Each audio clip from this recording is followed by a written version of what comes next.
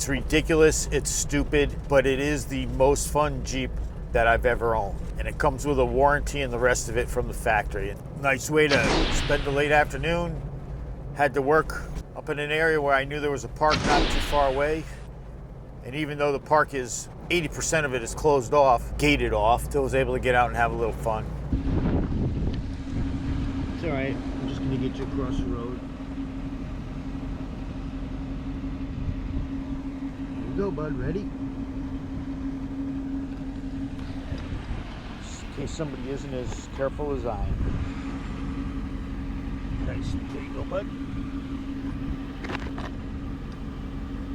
Nice shell, nice colors. Good. Happy trails, dude. I ain't got time to hang. Okay, back in action here. Hopefully everything's recording. So rude when work interrupts you during your work day. Stunningly beautiful South Florida day. Absolutely perfect right now. And when you have a Wrangler, take advantage of days like this. And that's what's great about a Wrangler. On the way home from work, going by a park, and I can just swing in it and do a little off-road. Long, hot, rainy summer. I can't remember the last time I pulled the top off. I seriously enjoy the Freedom Top. I love being able to just pop the one section above myself off. Most of the time I'm driving alone. Really convenient, more secure than a cloth top. So it works great for me. My road trips, I'll leave that top off up in the Carolinas in the middle of the night, and I was driving with this Freedom Top above me off on the highway. And you know what? I had the heat going and the heated seats and the heated steering wheel, and it was great to be able to enjoy some cold weather that I don't get to see much. I don't want to live in it, just want to be able to enjoy it once in a while. So this is one of the great things about a Wrangler, being able to just take a detour on the way home from work. You gotta be kidding me.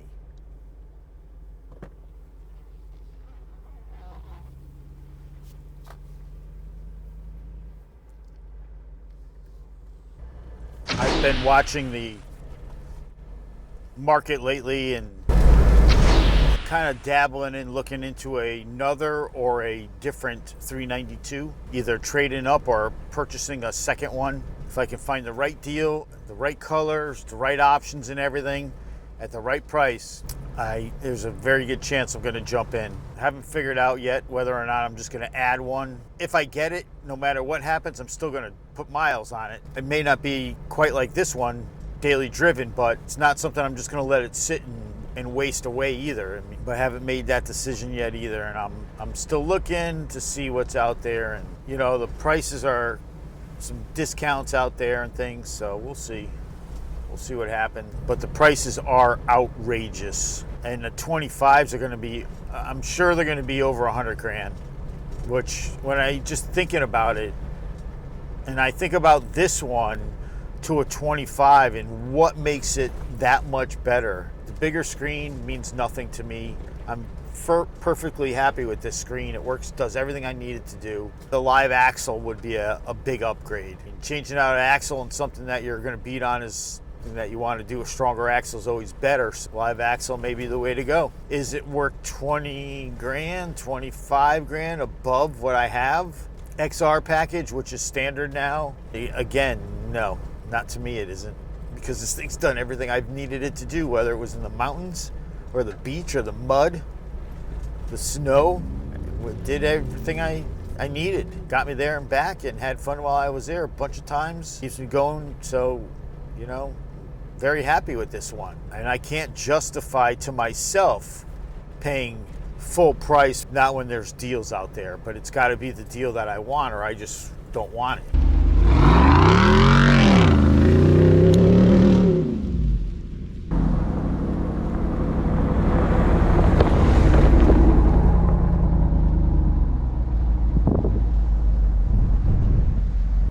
Let's talk about the elephant in the room, which is the future of Jeep.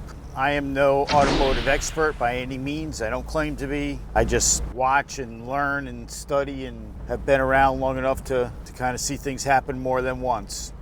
Jeep is a well-known brand throughout the world with a loyal following, and I find it hard to believe that they would kill off before they try to sell and recoup some of their money. In the right hands, Jeep can do really well for the customer and for a company. So they can make money and they can make vehicles that the rest of us want. Whether or not somebody will step up or it even comes to that, we'll see. Like I said in one of my videos, if there's a family walking down the street, four-wheeler coming by, and a little kid says, oh, look at that Jeep. Name recognition, you know, and expect a certain thing. And a Jeep is a Jeep, and you kind of know what you're getting. It's a adventurous off-road vehicle that the top comes off, at least for a Wrangler case. Some of that is also what makes a Jeep so iconic, that when it does drive down the street, some little kid will say, oh, look at that Jeep. Hey, mommy, look at that Jeep. But killing off Jeep, I just don't see it happening. Somebody could turn it into a profit maker. Let's face it, Stellantis had to be making money. I can't believe they're not making money with the prices they're charging. Is it greed, stupidity, bad timing?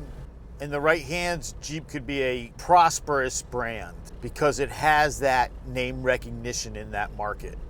And everybody wants that market nowadays. Everybody wants the freedom that comes with a Jeep. I mean, people have to make money. That's how it is. You don't make money, you don't have a business, there's no sense in even starting.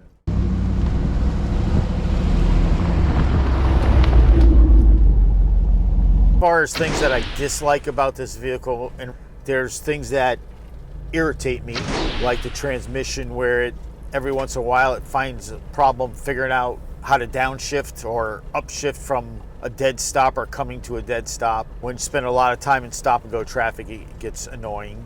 Automatic high beam, I hate it. It really aggravates me. When I want my high beam on, I'll turn it on.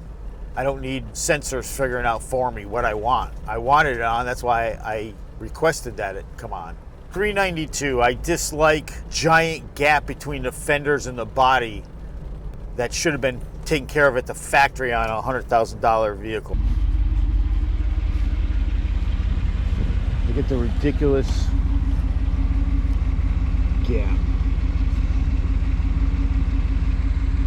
Perfect for rocks. A little muddy, just out doing a little wheeling. Look at all the rocks.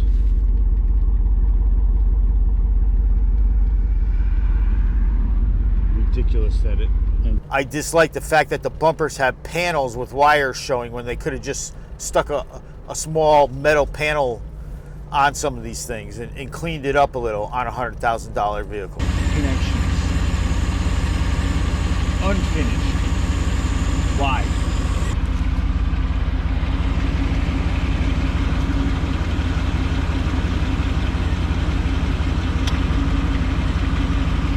The seats, they need more side bolstering, at least in my opinion, for a vehicle like this. A little more sculpted would have been proper for this type of. Not much else I can find fault with. This vehicle has been good to me and very reliable, and considering what I've done to it, what I put it through, and how I use it every day, all the time, maybe carrying tools or equipment or, you know, people, sits in a lot of traffic, stop and go traffic, gets up onto the highways, the back roads, and so it gets its usage. The good things are the engine, the sound of that engine, the way it puts the power down is amazing. For giant wheels just grabbing. When you're really on in this thing and you nail a couple good 0 to 60s, you get a whole new perspective on how quick this thing can be for the size of it. I mean, it's a giant brick with 4 giant wheels. And everything, you know, weighs what, 2 tons? It's fun, it's ridiculous, it's stupid, but it is the most fun Jeep that I've ever owned. And it comes with a warranty and the rest of it from the factory. It's a Jeep to be a Jeep. This feels like more of a truck than a Jeep. It's much more stable than your typical Jeep would be. You're more stable than your typical Wrangler. It feels substantive and taunt and brutish. It's got a tough feeling now to back up its stern good looks. A lot of people don't believe in a air oil separator or a catch can, but 3,500 miles in my 22 392.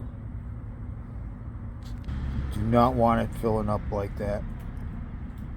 This is VoiceOver Jeff saying please stand by for a dissertation on the controversial subject of catch cans.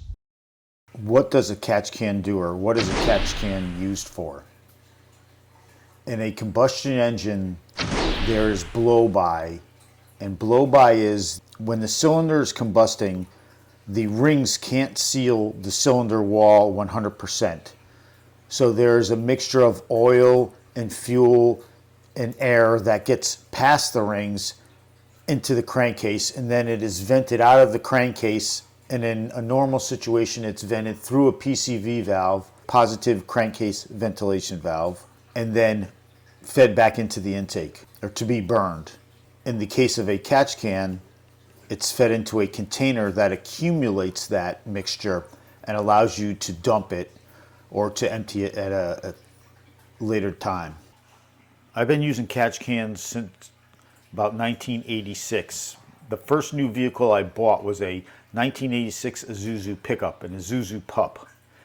And it was a basic transportation, roll-up windows, 4 on the floor. A gentleman that I worked with at the time had this same vehicle in the Chevy version. I think it was a Chevy Love. And him and his dad were big into racing, drag racing.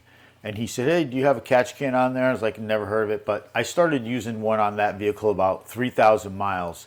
And I got over 200,000 miles out of that little pickup truck before I traded it in. So I kind of got converted at that point to using catch cans. But in all honesty, I've had some vehicles that it just didn't make a difference. For instance, my Viper, the RT10, I had one on there for about 50,000 miles and it produced almost nothing. Like, it wasn't even worth having it in there, another item to heat up in the engine bay of the Viper. So I took it off. My 392, on the other hand, tends to accumulate about 3 ounces every 4,000 to 5,000 miles. So every couple thousand miles, I have to go out and check my catch can and empty it. The one thing you don't want to do is allow that sludge in the catch can to get sucked back into the intake.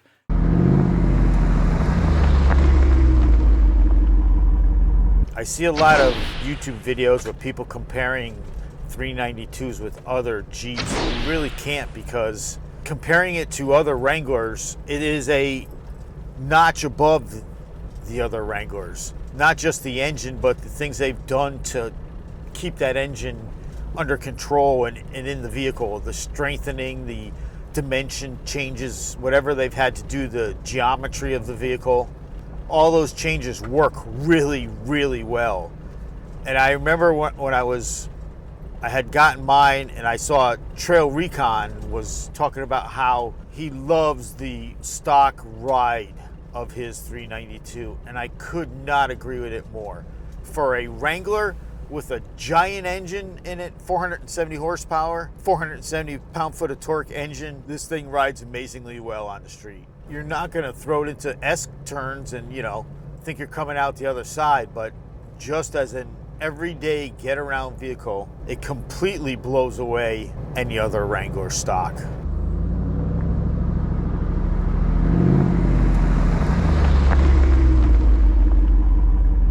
One other time when I left here, I got up on a highway. I was keeping up with traffic, and I realized that I was still in part-time. I was moving.